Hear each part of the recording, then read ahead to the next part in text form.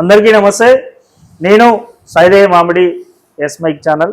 So ఈరోజు నేను ఒక స్పెషల్ ఇంటర్వ్యూ చేద్దానికి వచ్చిన. స్పెషల్ ఇంటర్వ్యూ ఎందుకంటే ఈ యొక్క నియోజకవర్గంలో చాలా డెవలప్మెంట్ జరుగుతుందని చెప్పేసి వారి యొక్క ఈ కాంగ్రెస్ పార్టీకి సంబంధించిన నాయకులు కొంతమంది చెప్పారు. సో ఈ యొక్క నియోజకవర్గంలో ఈ యొక్క మున్సిపాలిటీలో ఏ పర్సన్ ఇంటర్వ్యూ చేస్తే ఎంతవరకు అసలు నిజమైన అభివృద్ధి జరుగుతుంది అనేది ఆలోచనతో ఈరోజు నేను ఇంటర్వ్యూ చేయబోతున్నాను.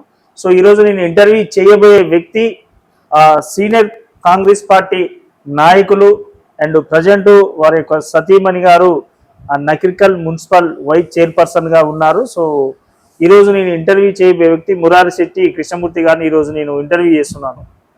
అన్న నమస్తే. నమస్తేనే అన్న, బాగున్నారా? బాగున్నావన్నా. సో ఫస్ట్ ఆఫ్ ఆల్ మీకు నిజంగా కంగ్రాచులేషన్స్ అన్న. సో ప్రజాసేవలో చాలా మంచి అందిస్తారు. ఇప్పటివరకు మిమ్మల్ని గమనించిన నేను మీరు చేయాలనుకుంటే, మీరు బ్రతకాలి అనుకుంటే 1% చీకు చింత లేకుండా బతకొచ్చు మీకున్న వ్యాపారాలకి, మీకున్న బిజినెస్లకి. అయినప్పుడు కూడా ఈ ప్రజా సేవ చేయాలి, ఈ రాజకీయంలోకి రావాలి అని ఎందుకు ఆలోచన వచ్చింది? అసలు మీ బ్యాక్గ్రౌండ్ ఏంటన్నా? యాక్చువల్గా మేము మా నెగిటివ్ విలేజ్ వచ్చేసి శాలిగౌర మండలం అడ్లూరు విలేజ్. మా నాన్నగారు కూడా మొదటి నుంచి కాంగ్రెస్ పార్టీ లీడరు. వారు కూడా మాజీ సర్పంచ్. వారు చక్లం శ్రీనివాసరావు గారి ఫాలోవర్ ఉండేది. Okay okay.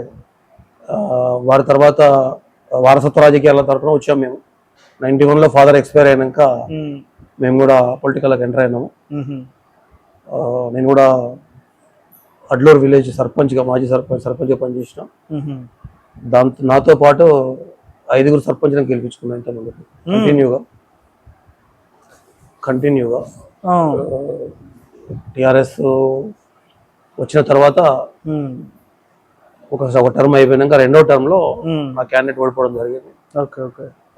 తర్వాత మనము అనుకోని పరిస్థితులలో మేము ఒక టీమ్గా ఉండేవాళ్ళము శాలిగౌర మండలంలో. ఓకే. ఆ టీం అంతా ఒకటేసారి టీఆర్ఎస్ జాయిన్ కావడం జరిగింది.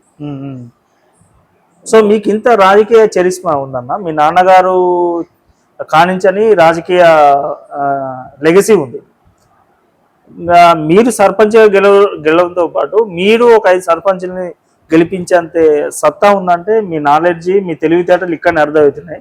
సో ఇంత తెలివి వల్ల మీరు మరి మధ్యలో పార్టీ ఎందుకు మారాల్సి వచ్చింది? ఆ రోజున్న రాజకీయ పరిస్థితుల వల్ల. యాక్చువల్గా చెప్పాలంటే మేము రాజగోపాల్ రెడ్డి గారి ఫాలోవర్స్ ఉంటాం. ఫస్ట్ చక్లం శ్రీనివాసరావు గారు ఉన్నాము, తర్వాత ఎంపీ రాజగోపాల్ రెడ్డి గారు ఉన్నప్పుడు వారి ఫాలోవర్స్ ఉన్నాము.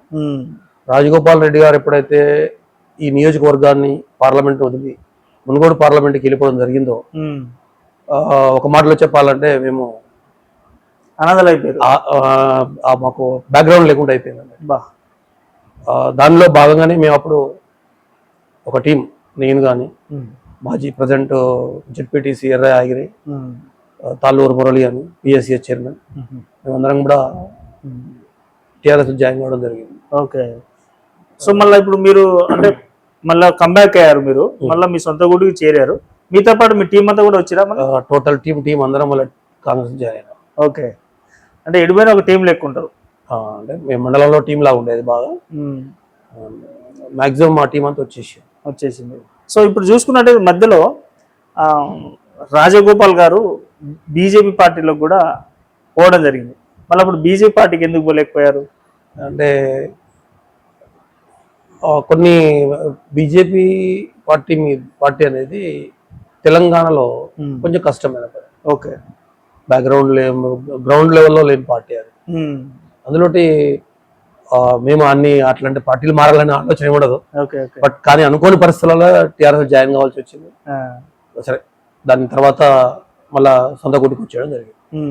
సో మీరు కాంగ్రెస్ పార్టీలో ఉండి మళ్ళీ టీఆర్ఎస్ పార్టీలోకి వెళ్ళి మళ్ళీ కాంగ్రెస్ పార్టీలోకి వస్తున్నప్పుడు మీకు ప్రజెంట్ ఉన్న ప్రస్తుత నకిరికల్ ఎమ్మెల్యే గారు వేముల వీరేశం గారి దగ్గర నుంచి అని ఎలాంటి స్వాగతం వచ్చిందా? లేదు, స్వాగతించారు అన్నగారు. మేము యాక్చువల్గా మాకు ఈ వైస్ చైర్మన్ అనే పదవిని టీఆర్ఎస్ ప్రభుత్వం ఇచ్చినా కానీ దాన్ని మేము మొదటి నుంచి కాంగ్రెస్ వాదులం కాబట్టి మాకు ఆ పదవి అట్నే ఉంచి వారు గౌరవించారు మంచిగా.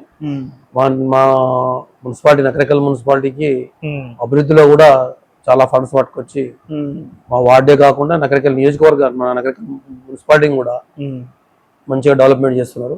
ఉమ్, దానిలో భాగంగానే ఇప్పుడు గత అంతకుముందు ఒక 7 కోట్ల రూపాయలు తేవడం జరిగింది. ఉమ్, మళ్ళా రేపు ఒక 15 కోట్లకు కూడా శంకుస్థాపనలు చేసేది ఉంది అన్నగారు ఓకే ఓకే. మున్సిపాలిటీ పరిధిలో. సో ఈ మేడం గారి మున్సిపల్ వైస్ చైర్మన్ పదవి కాలం నెక్స్ట్ మంత్ 5th నుంచి క్లోజ్ వస్తుంది. సో ఇప్పుడు ప్రధానంగా చూసుకున్నట్లయితే వేముల వీరేశం గారు ఎమ్మెల్యేగా పదవి బాధ్యతలు చేపట్టిన తర్వాత ఈ యొక్క నకరికల్ మున్సిపాలిటీలో నకరికల్ నియోజకవర్గంలో ఎలాంటి అభివృద్ధి కార్యక్రమాలు చేసిరంటే?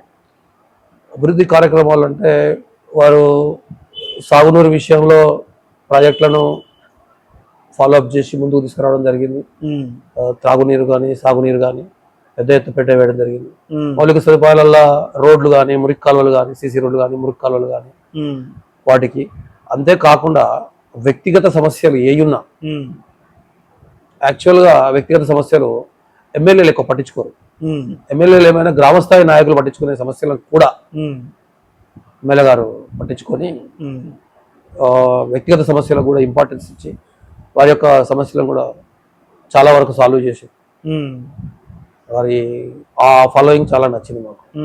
సో జనరల్గా కాంగ్రెస్ పార్టీలో ఎప్పుడు రావణ కాష్టం లెక్క ఒక వైరం ఉంటుంది. అదేంటంటే సీనియర్ నాయకులు, జూనియర్ నాయకులు, కొత్తగా జాయిన్ అయిన నాయకులు, సీనియర్ కాంగ్రెస్ పార్టీ నాయకులు ఎప్పుడు ఈ కాంట్రవర్సీ గ్రూప్ రాజకీయాలు ఎక్కువ ఉంటాయి కదన్నా, మీరు ఎలా మెయింటైన్ చేయగలుగుతారు? మేము బర్త్ నుంచి కాంగ్రెస్ పార్టీ. ఓకే. మేము మా ఫాదర్ కా నుంచి కాంగ్రెస్ పార్టీ. మేము పుట్టే కదా కాంగ్రెస్ వాదులము. మేము 91 నుంచి పాలిటిక్స్ లోకి ఎంటర్ అయినాక కూడా కాంగ్రెస్ వాదులమే. మాకు ఇది గ్రూప్ రాజకీయాలు అనేది కొత్త వాళ్ళకి కొత్తగా అనిపిస్తుంది కానీ మాకేమనిపిస్తుంది. ఓకే. మాకు చాలా కామన్ ఈ విషయం. ఎందుకంటే ఒకే నాయకుని కింద పనిచేయాల్సిన అవసరం ఒక టైం వస్తే ఒకవేళ నాయకునితో విభేదిస్తే ఇంకో నాయకుడు లభిస్తాడు. కానీ రాజకీయ ఇష్టపడాల్సిన అవసరం లేదు, పార్టీ ఇష్టపడాల్సిన అవసరం ఉండదు. కాబట్టి జాతీయ పార్టీ కాబట్టి జాతీయ విధానాలు అదే విధంగా ఉంటాయి. ప్రాంతీయ పార్టీ అయినప్పుడు ప్రాంతీయ పార్టీలలో పార్టీ చిన్నగా ఉంటుంది, అడ్మినిస్ట్రేషన్ చిన్నగా ఉంటుంది, నాయకత్వం కూడా ఈజీగా క్యాచ్ చేయగలుగుతుంది. కానీ జాతీయ పార్టీలలో ఆ విధంగా కొంచెం కష్టమవుతుంది. బహునాయకత్వం అనేది కామన్ జాతీయ పార్టీలలో. అయితే ప్రాంతీయ పార్టీలంగా ప్రాంతీయ పార్టీకి వస్తున్నాము వేరే ఉంటుంది. ప్రాంతీయ పార్టీ జాతీయ పార్టీకి వచ్చిన కొంచెం ఇబ్బంది అనిపిస్తుంది. కానీ జాతీయ పార్టీలో ఉన్న వాళ్ళకు ఇది కామన్ విషయం. అది గ్రూప్ రాజకీయాలు అనేది జాతీయ పార్టీ తప్పని పరిస్థితి అది వాళ్ళకు. సో మీరు చూసుకున్నట్లయితే 2 ప్రభుత్వాలలో మీరు పనిచేసిన అనుభవం మీకున్నదన్న, ప్లస్ అంతకంటే ఎక్కువ మీకున్న వ్యాపారానికి రైతులకు మీకు చాలా సత్సంబంధాలు చాలా బాగున్నాయి. సో ఈ సందర్భంగా మీకు క్వశ్చన్, టీఆర్ఎస్ గవర్నమెంట్ అప్పుడు ఉన్నప్పుడు ఇప్పుడు కాంగ్రెస్ పార్టీలో డిఫరెంట్ ఏంటంటే ఈ మధ్యన బాగా కాంగ్రెస్ గవర్నమెంట్ వచ్చిన తర్వాత యూరియా కొరత అని చెప్పేసి, గ్యాస్ కొరత అని చెప్పేసి, పెట్రోల్ కొరతలు అని చెప్పేసి ఇక చాలా చాలా చాలా వాళ్ళు ఇబ్బందులు పడుతారు ప్రజలు. సో ఇది అనేది అసలు ఎందుకు వస్తుంది? కాంగ్రెస్ గవర్నమెంట్ తప్పిదం వల్ల వస్తుందంట. ఇది సెంట్రల్ గవర్నమెంట్ పాలసీ. అది ఎరువులు అనేవి సెంట్రల్ గవర్నమెంట్, గ్యాస్ అనేది central government, petrol central government, diesel central government supply కావాల్సిన అంశాలు. కాకపోతే రాజకీయంగా ఏదో ఒకటి అనాలనే ఉద్దేశంతో ఇప్పుడు ప్రభుత్వం కాంగ్రెస్ కాబట్టి అప్పుడు టీఆర్ఎస్ కాబట్టి అనడం తప్పదు. ఇది రాజకీయంగా సంబంధించిన విషయం కాదు, ఇది సెంట్రల్ గవర్నమెంట్ సంబంధించిన పాలసీ. ఇది యూరియా సప్లై అనేది యుద్ధం వల్ల నాకున్న సమస్య. ఇది యూరియా సప్లై కానీ పెట్రోల్ కానీ డీజిల్ కానీ యుద్ధం జరగడం వల్ల మనకు అందరికి తెలిసిన విషయం. ఓపెన్ గా సోషల్ మీడియా రోజు మొత్తుకుంటూనే ఉంది ఉన్న పరిస్థితి అది. అక్కడి నుంచి మనకు రావట్లేదు, వెహికల్స్ రావట్లేవు అని, షిప్స్ ఇట్లా రానందు వల్ల మనకు జరుగుతున్న విషయం అని, షార్టేజ్ ఉన్న విషయము. సరే ఎంత షార్టేజ్ ఉన్నా కానీ మాక్సిమం అంతనే ఉంది. ఈ టైంలో ఎందుకు ఎక్కువ ఉందనంటే ఈ టైంలో వరి కోతలు ఎక్కువ ఉంటాయి. వరి కోతలు ఎక్కువ ఉన్నప్పుడు కటింగ్ మిషన్స్ కానీ వరి కోత ట్రాక్టర్లు కానీ ఎక్కువ నడుస్తుంటాయి కాబట్టి వాడకం ఎక్కువ ఉంటుంది. వాడకం ఎక్కువ ఉన్నప్పుడు సరే అనుకున్న టైంలో అందుబాటులో లేనప్పుడు కొంచెం టైం తీసుకుంటుంది. కానీ ఉన్న దాంట్లో తెలంగాణ బెటర్. ఆంధ్రాకి విషయం చూస్తే నాకు ఆంధ్ర నుంచి ఒక ఫ్రెండ్ ఉన్నాడు, ఫార్మర్ ఉన్నాడు. ఫోన్ చేస్తే వాళ్ళు చాలా షార్టేజ్ ఉంది. నిన్న నా కాడికి వచ్చే పని వాళ్ళు కొన్ని మాట్లాడదాం మా దగ్గరకు వచ్చిపోతారని అన్నట్టు. డీజిల్ లేదు, బండ్లో డీజిల్ లేని వల్ల రావట్లేవు అన్న అని చెప్పిన. దాంతో పోల్చుకుంటే మనం బెటర్ అని ఆలోచన. అంటే టోటల్ గా ఈ యొక్క diesel, petrol, gas, urea total central government సభ్యులు ఏమంటారా? Central government supply.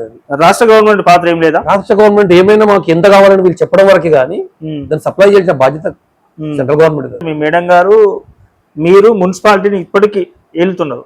ఇప్పుడు ప్రధానంగా రాష్ట్రంలో ఒక భయంకరమైన సమస్య ఏమొచ్చిందంటే, సమస్య అని అంటారు, హైడ్రా అనేది ఒకటి వచ్చి ఇలా ప్రజలు చాలా భయపడుతారు హైడ్రా అంటే. సో ఈ హైడ్రా అనేది కరెక్ట్ అంటారా? సో నగరకల్ మున్సిపాలిటీలకి హైడ్రా వచ్చే అవకాశం ఉండదు? హైడ్రా వచ్చే అవకాశం ఉన్నా లేకున్నా, హైడ్రా వస్తే, హైడ్రా అనేది ఏమైనా ఇరిగేషన్ డిపార్ట్మెంట్ సంబంధించినవి కానీ ప్లస్ నాలాలు ఇవన్నీ ఆక్యుపై చేసి కట్టుకొని ఈ దాన్ని ఫ్లడ్స్ ఎక్కువ వచ్చినప్పుడు ప్రభుత్వాల మీద నిందలు వేయడం, ఫస్టే తప్పు చేసి ఆ తప్పును సరి చేస్తుంటే తప్పు అనడం తప్పు. హైడ్రాను మనం ఎప్పుడైనా ప్రోత్సహించాల్సింది. హైడ్రా అనేది ఒక అసలు వాస్తవంగా ఉంటేనే భారతదేశం బాగుంటుంది. రాజ్యాంగంలో ఉన్నది మన కాన్స్టిట్యూషన్ లో ఐబీ ల్యాండ్స్ ను ఎవరు కూడా ఆక్యుపై చేస్తానికి అవకాశం లేదు, పట్టా చేసుకోవడానికి అవకాశం లేదు. ఓన్లీ వ్యవసాయం చేస్తానికి మాత్రమే ఏక్సాల్ పట్టా ఇచ్చేది. అది వ్యవసాయం కోసమే. అయితే అదే పాయింట్ ను వ్యవసాయం కోసం ఇచ్చిన ఏక్సాల్ పట్టాను పెట్టుకొని కొంతమంది భూస్వాములు, కొంతమంది బడా రాజకీయ నాయకులు అనుకోవచ్చు, లేకపోతే గ్యాంగ్స్టర్స్ ఉండొచ్చు, మా పట్టా భూమి అని చెప్పి అంటగట్టడం జరిగింది, అమ్మడం జరిగింది. దాన్ని అమ్మడమే తప్పు. ఐబీ ల్యాండ్స్ అవి ఇరిగేషన్ బోర్డు వాళ్ళు అయ్యాయి, మన రాజ్యాంగంలో రాసిందంట. ఖచ్చితంగా వాటిని ఎటువంటి మార్పులు చెరుపు చేయడానికి వీల్లేదు. సో నగరకల్కి హైడ్రోస్ ఏమైనా ప్రాబ్లమ్స్ ఫేస్ చేసే అవకాశాలు ఉన్నాయా? కొంతవరకు ఉండొచ్చు, కొంత నష్టం జరుగుతుంది, దాంతోపాటు లాభం కూడా జరుగుతుంది. ఇప్పుడు అనుకోకుండా వర్షాలు పెద్ద ఎత్తున వస్తున్నాయి, ఇంత ముందుకు లేవు, గత సంవత్సరం వచ్చినాయి. క్లౌడ్ బాస్టర్, ఆ క్లౌడ్ బాస్టర్ అనేది మన వర్డ్ లేదు మన కాడికి వరకు. అలాంటివి కనుక వచ్చినప్పుడు చెరువులు వాటి యొక్క నిజస్వరూపం ఏదైతే ఉందో, ఫస్ట్ చెరువు నిర్మాణం చేసేటప్పుడు ఏ విధమైతే బ్యాక్గ్రౌండ్ గ్రౌండ్స్ ఇచ్చారో, బౌండరీస్ ఇచ్చారో, ఆ బౌండరీస్ మొత్తం వాటర్ వెళ్ళిపోతుంది. వెళ్ళిపోయినప్పుడు దాంట్లో ఇల్లు కట్టుకున్న వాళ్ళు ఏమైంది పరిస్థితి ఇబ్బంది అయింది. ఆ తర్వాత వరద వచ్చినాక మునిగినాక చెప్పుకునే బదులు ముందే ఖాళీ చేపిస్తుంది హైడ్రా అనేది. సో అంటే ఇప్పుడు ఈ హైడ్రా అనేది నగరకల్లుకు వస్తే ఎంతో కొంత ప్రజల నుంచి మీకు వ్యతిరేకం వచ్చే అవకాశం ఉందంటారా? ఉంటుంది కదా, నష్టం జరుగుతుంది. కొంత ఎంత జరుగుతుందని తెలియదు, కానీ నష్టం కంటే కూడా లాభం ఎక్కువ ఉంటుంది. కొన్ని నష్టాలు కూడా ఆలోచించుకోవద్దు. ఓకే, కొన్ని సిద్ధాంతాలకు నష్టం ఉండదు, ఆలోచించద్దు. లాంగ్ టర్మ్ ఆలోచన ఉండాలి కొన్నిటికి. అలాంటి దాంట్లో హైడ్రా కూడా ఒకటి. ఓకే, రాజకీయ లబ్ధి కోసం దాన్ని హైడ్రా మంచిది కాదు అనడం అనేది తప్పదు. హైడ్రా మంచిదే, అందరినీ కూడా ఎవరిని కూడా ఉపేక్షించకుండా మొదలుపెట్టి తీసేసుకుంటూ వస్తున్నాం, దాన్ని మేము స్వాగతిస్తున్నాం. ఓకే, సో ఇక్కడ ఏంటంటన్నా ఈరోజు నేను నా ముంగల కూర్చొని అంటే మనం ఇంటర్వ్యూ ఇప్పుడు చేసుకుంటున్నంటే నాకు చాలా ఎగ్జైటింగ్ గా ఉన్న ఫీలింగ్ ఏంటంటే, మీరు ఇద్దరు ఎమ్మెల్యే దగ్గర పనిచేసారు. ఇటు బీఆర్ఎస్ పార్టీకి సంబంధించిన చిల్మర్తి లింగయ్య గారి దగ్గర పనిచేసారు, ఇటు ప్రజెంట్ వేముల వీరేశం గారి దగ్గర వారి సమక్షంలో పనిచేస్తున్నారు. ఇద్దరికి వ్యత్యాసం ఏందన్న?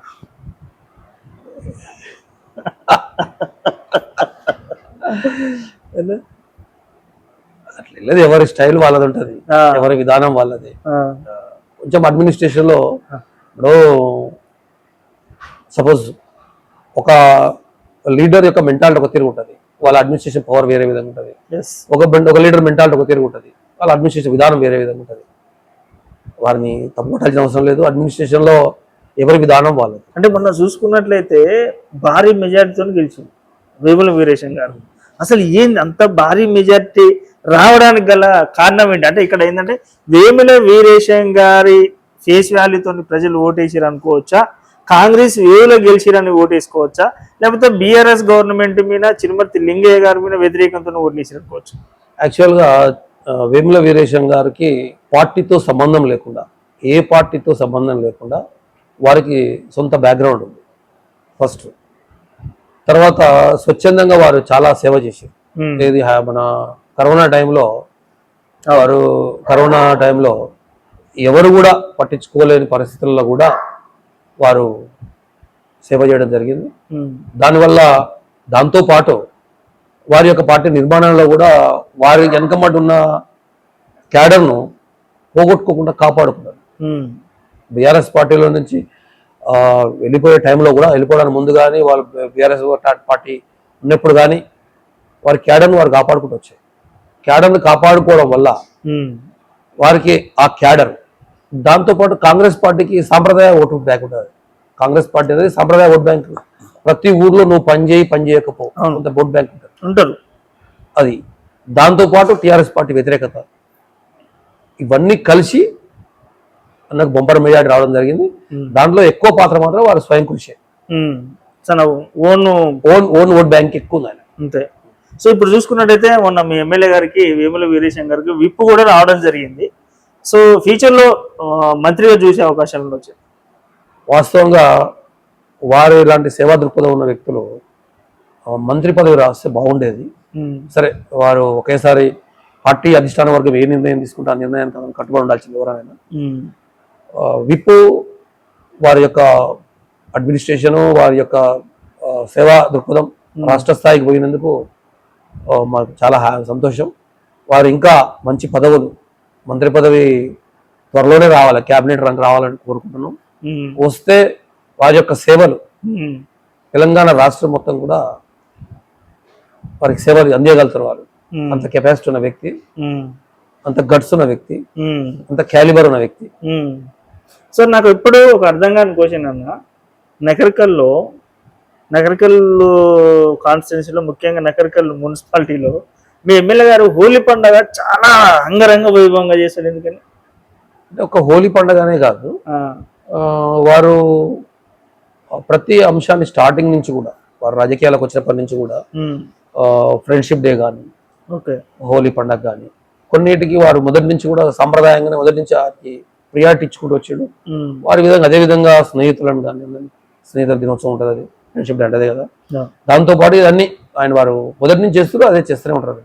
పదవి ఉన్నా లేకున్నా, అధికారం ఉన్నా లేకున్నా చేసిర్రు, కొనసాగిస్తున్నారు. సో చూసుకున్నట్లయితే ఈ కాన్స్టిట్యున్సీ ఎస్సీ రిజర్వ్డ్ మీద ఇప్పుడు వేముల వీరేశం గారు ఎమ్మెల్యేగా ఉన్నారు కదా. ఇక్కడ చూసుకుంటే బీసీ కానీ ఓసీ కానీ, అంటే బీసీ ఎక్కువ ఉంటుంది ఇక్కడ.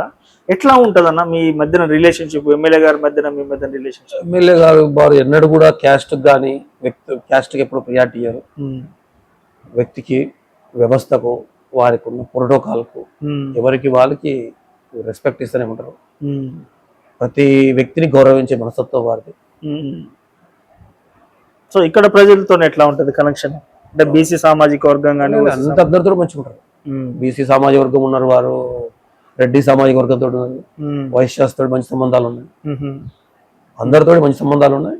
ఎవరికి ఇచ్చే విలువ వాళ్ళకి ఇస్తారు, వారికి ఇస్తారు, వారి నుంచి రెస్పెక్ట్ తీసుకుంటారు. పుష్పక్క గారి అజమాయిషి ఎక్కువ ఉంటుంది అంటారు. అది తప్పు. అది ఎందుకంటే మేము క్లోజ్గా ఉండేటోళ్ళం, వారితో దగ్గర సంబంధాలు ఉండేవాళ్ళం. అట్లా ఏం లేదు. కాకపోతే దాన్ని సృష్టిస్తూ ఉంటారు, దానికి ఏది దొరికినప్పుడు ఏదో దొరక మైనస్ వాడుతుంటారు కదా, అట్లా కానీ వారు కాదు. ఎందుకంటే చాలా మంచిగా ఉంటారు వాళ్ళు కూడా, మాకు కూడా చాలా సన్నిహితంగా ఉంటారు అక్కడ. ఇప్పుడు మున్సిపాలిటీలలో మొన్న జరిగిన 99 డేస్ ప్రోగ్రామ్ ఒకటి జరిగింది. ఈ 99 డేస్ ప్రోగ్రాంలలో మీ యొక్క నకరికల్ మున్సిపాలిటీలో ఎలాంటి అభివృద్ధి కార్యక్రమాలు చేసిరన్న?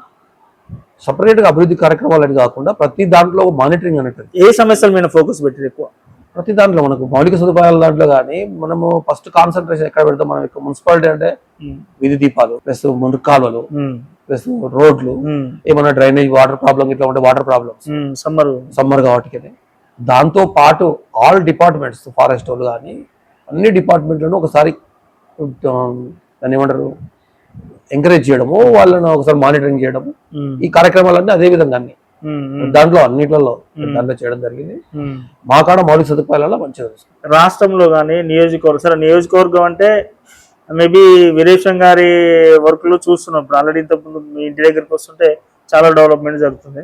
రాష్ట్రంలో కాంగ్రెస్ పార్టీకి వ్యతిరేకత వచ్చింది అని అనుకోవచ్చు. అది సోషల్ మీడియాను దాన్ని ట్రాప్ చేయడం తప్ప కాంగ్రెస్ పార్టీకి వ్యతిరేకత ఏమీ లేదు. వాస్తవం ఏంటంటే కాంగ్రెస్ పార్టీ సరే మన స్థాయి కాదు అంత పెద్దగా మాట్లాడడానికి. ఊహించుకునేటప్పుడు బడ్జెట్ లోన్స్ అప్పులు ఎక్కువ ఉండడం వల్ల కొన్ని కార్యక్రమాలు వెనక ముందు జరగవచ్చు, కానీ అచీవ్మెంట్ అయితే ఈజీ అవుతుంది. చాలా వరకు అవుతున్నారు కూడా. చాలా పబ్లిక్ మీటింగ్లలో పార్టిసిపేట్ చేస్తున్నారు మీరు కాంగ్రెస్ గవర్నమెంట్ లో. ఎక్కువ వద్దు, చాలా చిన్న చిన్న, అంటే ఈ రోజు రాష్ట్రంలో కాంగ్రెస్ గవర్నమెంట్ అధికారంలోకి వచ్చిందంటే ప్రధాన కారణం 6 గ్యారెంటీలు చాలా బలంగా నమ్మారు తెలంగాణ ప్రజలు. 6 గ్యారెంటీలో ఒక చిన్న చిన్నవి చేసిర్రు. ఇవాళ ప్రధానంగా చూసుకుంటే 2500 మహిళలకు 2500, తులం బంగారం ఎఫెక్ట్ ఒకటి, 2500 ఎఫెక్ట్ ఒకటి, పెన్షన్ ఎఫెక్ట్ ఒకటి, ఇది బాగా ఉన్నది కదా. ప్రజలు మీరు పబ్లిక్ మీటింగ్లో పోయినప్పుడు మిమ్మల్ని ప్రశ్నించట్లేదా ఈ విషయాల మీద? ఎవరు ప్రశ్నిస్తలేరు, కానీ వాళ్ళకు కూడా తెలుసు రాష్ట్ర బడ్జెట్ పరిస్థితి ఏందనేది. ప్రతిసారి ముఖ్యమంత్రి గారు చెప్తూనే ఉన్నారు, మా ఎమ్మెల్యే గారు చెప్తూనే ఉన్నారు రాష్ట్ర బడ్జెట్ పరిస్థితి బాగాలేదన్న విషయాన్ని. బడ్జెట్ ఉన్న దాన్ని దాన్ని సెట్ చేసుకుంటూ పోతున్నారండి. ఒకటేసారి అన్ని కావాలంటే కాలేకపోతున్నారు. మాక్సిమం గ్యారెంటీలు అన్ని గ్యారెంటీలు చేసుకుంటూ వస్తూనే ఉన్నారు. ఇంకోటి మన మంత్రి వివేక్ గారు కూడా రాగల సంవత్సరంలో ఈ మహిళలకు ఎవరైతే పెళ్లిళ్ళైనాయో వాళ్ళకి తులం బంగారం ఇస్తామని చెప్పి కూడా మళ్ళీ ప్రామిస్ చేయడం జరిగింది. అందువల్ల ప్రభుత్వానికి ఒక ఆలోచన ఉంది, ఒక నిర్మాణాత్మకంగా పోతున్నారు. నిర్మాణంలో భాగంగానే ఒకటి తర్వాత ఒకటి చేసుకుంటూ పోతాం, ఆల్టర్నేటివ్ చేసుకుంటూ పోతుంది. సపోజ్ దానికి ఉదాహరణగా మనం ఇప్పుడు రైతు బంధు వేయాలి. రైతు బంధు ఒకటేసారి బడ్జెట్ లేనందువల్ల ఎకరం వేసుకుంటూ పోతున్నారు. సరే, ఏదైనా మంచి పరిణామం అది, దాన్ని స్వాగతించాల్సిన అవసరం ఉంది. నకరికల్ మున్సిపాలిటీకి, నాట్ ఓన్లీ కాన్స్టిట్యున్సీ, నకరికల్ మున్సిపాలిటీకి ఇది ఒక పెద్ద ప్రాజెక్ట్ వస్తే ఇంకా చాలా బాగుంటుంది అనేది చెప్పాలనుకుంటే ఏం వస్తే నకరికల్ మున్సిపాలిటీ చాలా బాగుంటుంది అనుకుంటే మీ అంటే ఎమ్మెల్యే గారి డ్రీమ్ ప్రాజెక్ట్ కానీ మీ యాక్చువల్గా నకరికల్కు మన ఇంటిగ్రేటెడ్ స్కూలు నకరేకల్లో పెడతారని అనుకున్నాం మనం. నకరేకల్ కూడా ఇచ్చారు. నకరేకల్కు పక్కన కడపర్తి విలేజ్ ఉంది, కడపర్తి విలేజ్ లో ఇచ్చారు అన్నట్టు. అంటే నకరేకల్ యాక్చువల్గా నకరేకల్ మున్సిపాలిటీ రేపు ఎక్స్పాన్ అయితే ఆ కడపర్తి విలేజ్ కూడా నకరేకల్ మున్సిపాలిటీ ఒక భాగం అయిపోతుంది. ఆడ 200 కోట్లతో ఇంటిగ్రేటెడ్ స్కూల్ కడుతున్నారు. వాస్తవంగా వీరేశమన్న గారు స్కూల్స్ అన్న చదువులన్నా ఎక్కువ విపరీతమైన ఇంట్రెస్ట్ ఉంటుంది వారికి. వారు ఏదో స్వచ్ఛంద సేవా సంస్థ నుంచి కూడా చేస్తున్నారు. వారు అవార్డు మర్చిపోతారు పేరు, స్కూల్ పేరు అంటే అన్న పెట్టిన స్వచ్ఛంద సేవా సంస్థ పేరు. స్కూల్ ఉంది, స్కూల్ ఉన్నది. దాని మేడం ఇప్పుడు అందాక చైర్మన్ ఉన్నారు. ఫ్రీ ఆఫ్ అంటే సర్వీస్, ఫ్రీ ఎడ్యుకేషన్. వారు ఇంటిగ్రేటెడ్ స్కూల్ కు చాలా సపోర్ట్ చేసుకుంటారు. ఒక సమస్య మీద అంటే మీకే కొంచెం డౌట్ ఉన్న సమస్య మీద పోతే ఎలాంటి సలహాలు సూచనలు ఇస్తారు ఎమ్మెల్యే గారు వీరేశం గారు? మాక్సిమం అయ్యే పని అయిద్దని, కాని పని కాదని చెప్తారు. ముక్కుసూడి. ఎందుకంటే వారి గురించి తెలుసు కాబట్టి అడుగుతాం అన్నట్టు. ఇదంటే ఇది ఇప్పుడు కాదన్నా 4 రోజులు ఆగాలంటాడు, లేదంటే మాక్సిమం అయ్యే పని ఉంటే చేసి పెడదాం అంటాడు. సో మీరు చూసుకున్నట్టయితే మీ పర్సనల్ విషయానికి వచ్చేసినట్టయితే మీకు ఇంత బిజినెస్లు ఉన్నాయి, ఇంత ఎవరో ఉంది, మీకు రాజకీయం చేయాలి అని ఎందుకు వచ్చింది ఆలోచన? ప్రధానంగా చూసుకుంటే మీ మేడం గారిని మున్సిపల్ వైస్ చైర్మన్ చేయాలనే ఆలోచన ఎందుకు వచ్చింది? యాక్చువల్గా మేము శాలిగౌరవ మండలం అడ్లూరు విలేజ్ కు సెలెక్ట్ ఉన్నారు ఎగ్జిస్టింగ్ లీడర్ల. మేము కొన్ని పరిస్థితుల వల్ల ఇట్లా వచ్చినప్పుడు గత ఎమ్మెల్యే గారు చేయడం అనడం వల్ల రిక్వెస్ట్ చేయడం వల్ల అడ్లో జాయిన్ కావాల్సి ఇక్కడ మున్సిపాలిటీ రావాలి జరిగింది. దానికి ఇప్పుడున్న ఎమ్మెల్యే గారు కూడా ఫుల్ సపోర్ట్ చేసి మంచిగా మేము ఏడున్నా సేవ చేసుకోలేము. మా మోటో సేవనే. మే 5th వరకు మీ పదవి కాలం అంటే మున్సిపల్ చైర్మన్ పదవి, వైస్ చైర్మన్ పదవి అయిపోయే ఛాన్సెస్. ఫర్దర్ నెక్స్ట్ ఇంకేముంది? మీ రాజకీయంగా ఎలాంటి పరిణిగతి చెందాలనుకుంటున్నారు? అట్లనేం లేదు, ఏదైనా అవకాశాలు ఉంటే బట్టి చూస్తాం, కానీ కావాలని పదవులు వెనకబడి నెక్స్ట్ ఏమన్నా చైర్మన్ కావాలని ఆలోచన ఏమన్నా? అట్లా లేదు, అవకాశాలు బట్టి అరుస్తుంది. ఎందుకంటే అట్లా ఇవ్వడం కూడా కొంచెం కష్టకాలం. ఎందుకంటే ఆల్రెడీ చిట్యాలలో మా సామాజిక వర్గానికి చైర్మన్ ఇవ్వడం జరిగింది వైశాస్కి. అందువల్ల వారు ఉన్న 2 నియోజకవర్గంలో 2 మున్సిపాలిటీలు వైశాస్కి ఇవ్వడం మనం రాజకీయ అనుభవం ఉండి అడగడం తప్పు. సో వైశాస్ అంటే ప్రధానంగా వచ్చేది పూజలు, దేవుణ్ణి ఎక్కువ పూజిస్తారు కదన్నా. సో మీ ఎమ్మెల్యే వీరేశం గారు కూడా పూజలు ఎక్కువ చేస్తారా? చేస్తారు, ప్రతి పూజ అటెండ్ అవుతుంది.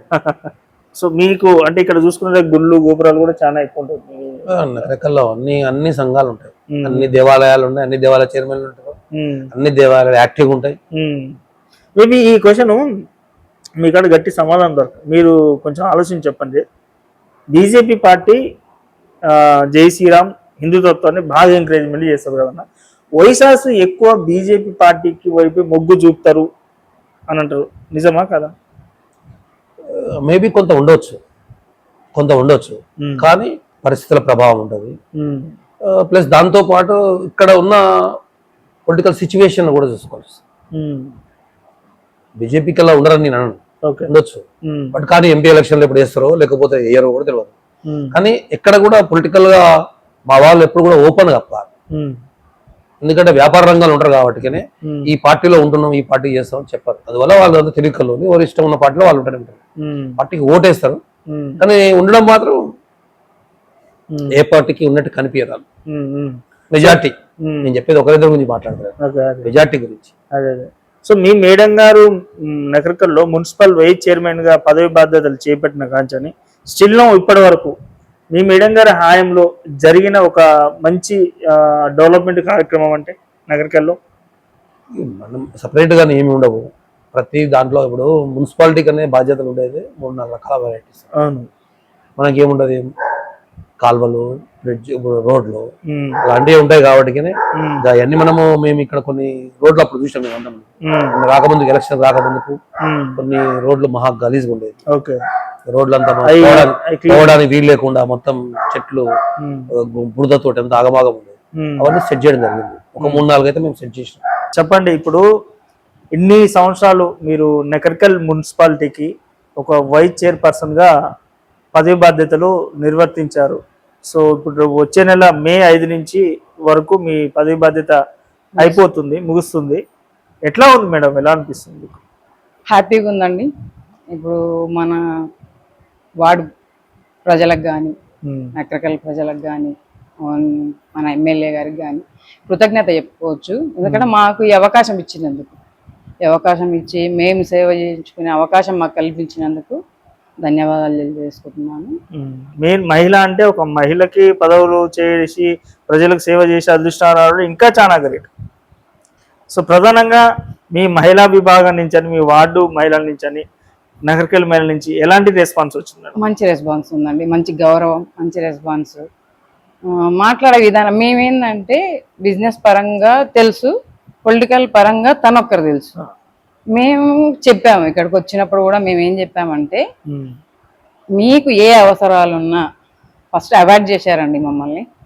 ప్రచారానికి వెళ్ళినప్పుడు అవాయిడ్ చేశారు. ఎందుకు అంటే అంతకుముందు ఉన్న వాళ్ళు ఏం చేయలేదు, మీరు మాకేం చేస్తారు, మేము మీకు ఎందుకు ఓట్లు వేయాలి చేశారండి, అవాయిడ్ చేశారు. మేము చెప్పాము, మేము మన ప్రోమో ఇక్కడ ఉన్నాం, ఏ టైం ఎనీ టైం వచ్చినా కూడా మీ పరిస్థితిని బట్టి, మీ ప్రాబ్లమ్స్ బట్టి మా దగ్గరికి రావచ్చు చెప్పాం. అలా కూడా చెప్పాము. అట్లా కూడా ఒక 1 వీక్ వరకు అవాయిడ్ చేశారు. తెలిసిన వాళ్ళు అంటే మొత్తం తెలవాలని లేదు కదా, మేము బిజినెస్ పీపుల్స్ కాబట్టి మొత్తం తెలియాలని ఏం లేదు. తెలిసిన వాళ్ళు మాత్రం సపోర్ట్ చేశారండి, ఖచ్చితంగా సపోర్ట్ చేశారు.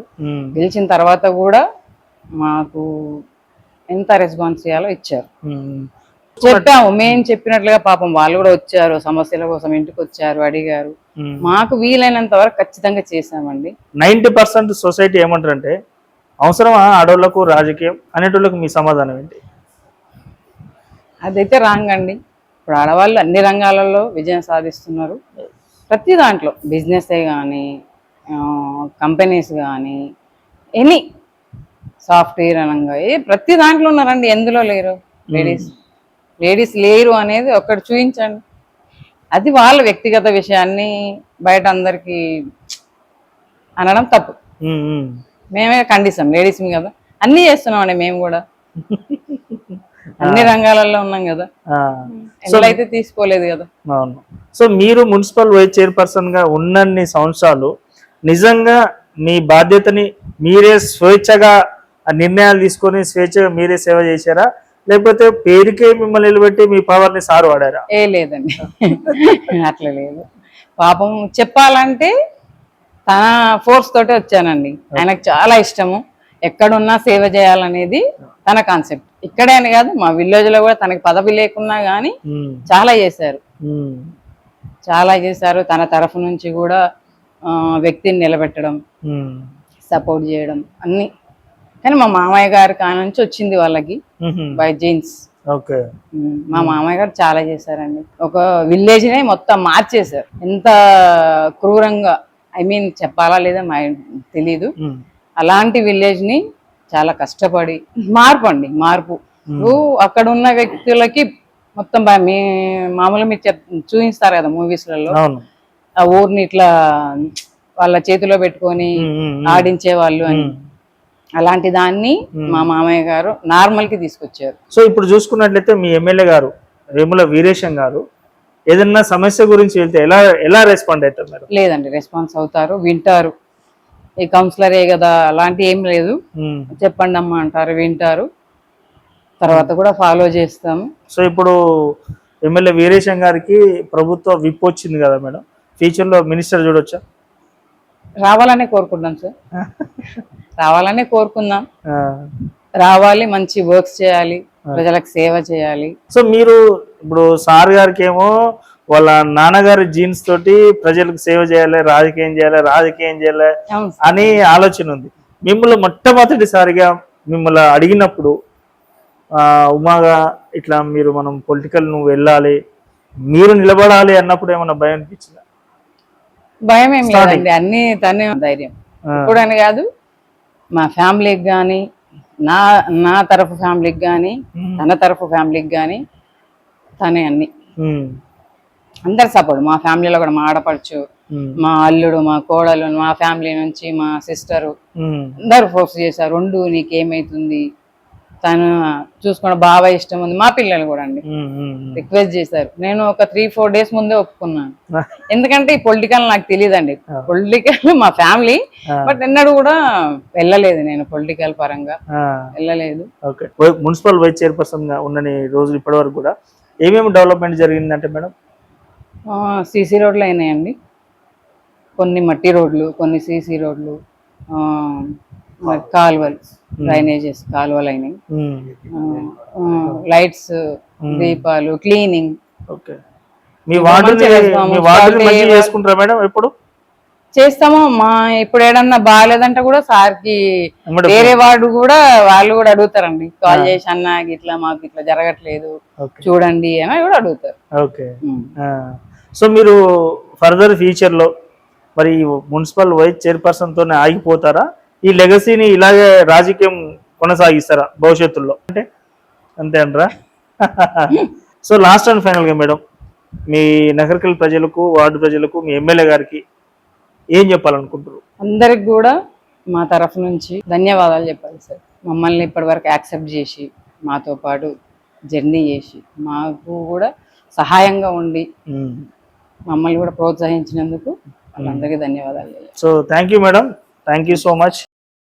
మీరు నిజంగా మహిళల గురించి చాలా మంచి మాట్లాడారు. మహిళలు రాజకీయాలు అవసరం అనేటోళ్లకు చాలా మంచి చక్కటి ఎక్స్ప్లెనేషన్ ఇచ్చారు. ఎందుకు సార్, వాళ్ళు కూడా చాలా కష్టపడి వర్క్ చేసేటోళ్ళు చాలా మంది ఉన్నారు, లేరని ఏం లేదు. మేబీ మా హస్బెండ్ లాగా హెల్ప్ చేస్తే ఇంకా ముందుకెళ్తారు, ముందుకెళ్తారు, ఎన్నో సాధిస్తారు సార్. అదేం లేదు, మనకి ఫ్యామిలీ బ్యాక్గ్రౌండ్ ఉందనుకోండి, ప్రోత్సాహం ఉందనుకోండి, ఎంకరేజ్మెంట్ ఉందనుకోండి, ఫ్యామిలీ నుంచి ఏదైనా చేయగలుగుతారు సార్. కొత్తగా రాజకీయంలోకి రావాలనుకుంటున్న మహిళలకు మీరేం చెప్తారు? రావాలి సార్, రావాలి. ఫ్యామిలీ కూడా ఎంకరేజ్ చేయాలి సార్, తీసుకొచ్చి పెట్టడం కాదు, హెల్ప్ చేయాలి, ఎంకరేజ్మెంట్ చేయాలి, అన్ని చేయాలి, ఖచ్చితంగా రాణిస్తారు సార్. భయపడతారు కదా కొందరు మహిళలు రాజకీయంలో? అదే సార్, మేము అనేది ఏంటంటే బ్యాక్ బోన్ గా మా ఫ్యామిలీ ఉందనుకోండి, మా హస్బెండ్ ఉన్నాడు అనుకోండి, ఎందుకు భయం, ఎందుకు సేవ చేసుకునే అవకాశం కూడా లేడీస్కి ఉంటుంది కదా సార్. ఈ లెగసీ డిపెండ్ అని సార్ అంటారు, మీ పొలిటికల్ జర్నీ డిపెండ్ అని కాదు సార్, అది మాకు పొలిటికల్, నేను చెప్పానుగా పొలిటికల్ ఫ్యామిలీ అయినా నా మ్యారేజ్ 29 years, ఇప్పటి వరకు నేను వెళ్ళింది లేదు, తనతో పాటు వెళ్ళింది లేదు. ఇంట్లో హెల్ప్ చేస్తాం, మీకు ఏం కావాలి, ఏం చేయాలి, తనకు సంబంధించి ఏం కావాలి అవి చూసుకుంటాం, కానీ ప్రచారం కానీ తిరగడం కానీ అలాంటివి ఏం లేదు. లేనప్పుడు ఖచ్చితంగా వాళ్ళ సపోర్ట్ మాకు కావాలి, ఎక్కువ కావాలి. మేము బయట తిరిగి చేసి ఉంటే అది వేరు, అలాంటిది లేదుగా, షాపు, ఇల్లు, ఫ్యామిలీ అంతవరకే కాబట్టి. సో అన్న, లాస్ట్ అండ్ ఫైనల్ గా మీ యొక్క నగరికల్ మున్సిపల్ పట్టణ ప్రజలకు, మీ వార్డు ప్రజలకు, మీ యొక్క ఎమ్మెల్యే గారికి ఏం చెప్పాలనుకుంటున్నారు? మాకు ఎలక్షన్లో సపోర్ట్ చేసిన ప్రతి కార్యకర్తకు, ప్రతి ఓటరుకు ప్రత్యేక ధన్యవాదాలు. అంతేకాకుండా నగరికల్ మున్సిపల్ వైస్ చైర్పర్సన్గా మాకు అవకాశం ఇచ్చి దాన్ని అలాగే కొనసాగిస్తున్న వీరేశ్వర గారికి ప్రత్యేక ధన్యవాదాలు. మాకు సహకరించిన ప్రతి ఒక్కరికి పేరు పేరున, నా కోసం నకరేకల్ నియోజకవర్గంలో వ్యక్తులు చాలా మంది నా కోసం వచ్చి ఇక్కడ పనిచేయడం జరిగింది.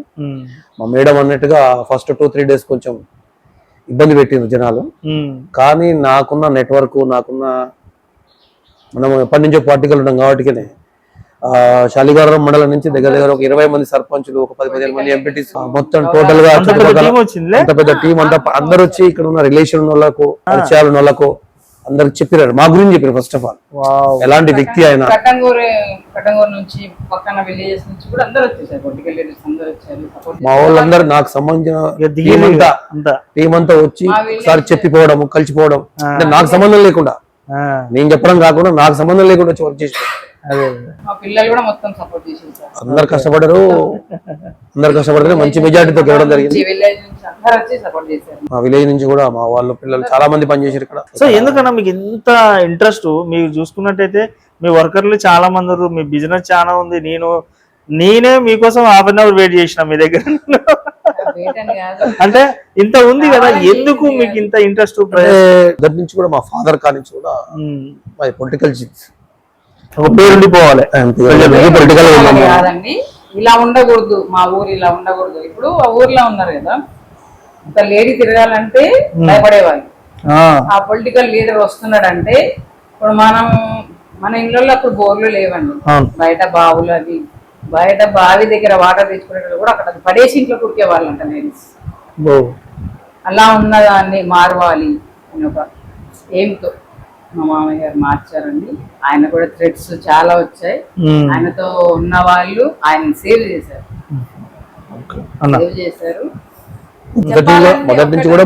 చెప్పాలంటే మర్డర్ అటెంప్ట్ కూడా జరిగింది మా మామయ్య గారి మీద. చేశారు, ప్లాన్స్ చేశారు, వేసినా గానీ మా మామయ్యతో ఉండే వాళ్ళు ఏం చేశారంటే, ఇప్పుడు అలాంటి ఆలోచనలు ఉన్నప్పుడు సార్కి ఏమో ఇంట్రెస్ట్ ఒకటి దానికోసం ఏంటంటే తనకు అవకాశం రాలేదు, ఈ అవకాశాన్ని నీ ద్వారా నెరవేర్చుకోవాలని ఒక కోరికతోటి నన్ను తీసుకొచ్చారు. సో ఇప్పుడు మేడం గారు చెప్పినట్టు వాస్తవానికి రాజకీయం అంటే శత్రువులు ఉంటారు, మిత్రులు ఉంటారు, ఏటాకులు ఉంటాయి, ఇవన్నీ ఉంటారు కదన్న. ఇవన్నీ తట్టుకోగలం అనే ఫీలింగ్ రావట్లేదా మీకు?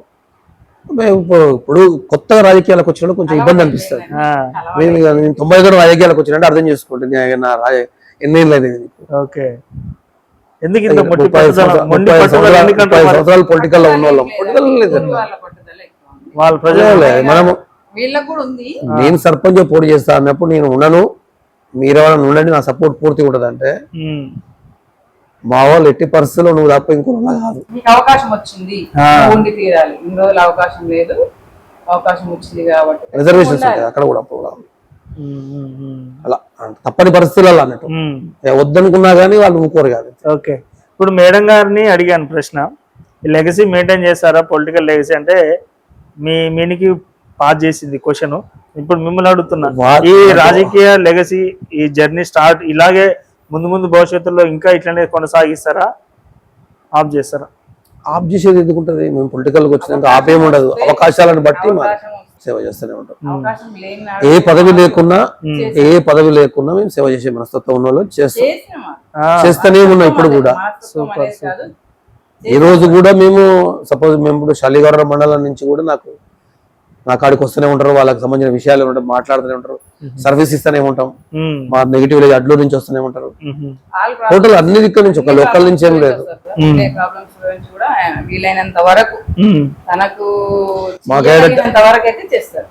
కుదరటి పరిస్థితి వస్తే ఇవాళ కుదరకపోతే రేపు మాట్లాడితే చెప్తా కానీ మొత్తం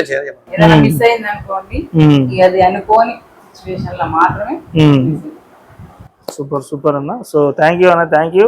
సో ముందు భవిష్యత్తులో మీరు ఇంకా అత్యున్నత స్థాయికి వెళ్ళాలి, మంచి పదవులు అలంకరించాలి, ప్రజలకు ఇంకా దగ్గర అవ్వాలి, అవినీతి లేని రాజకీయం చేయాలని మనస్ఫూర్తిగా కోరుకుంటున్నాను. Thank you madam.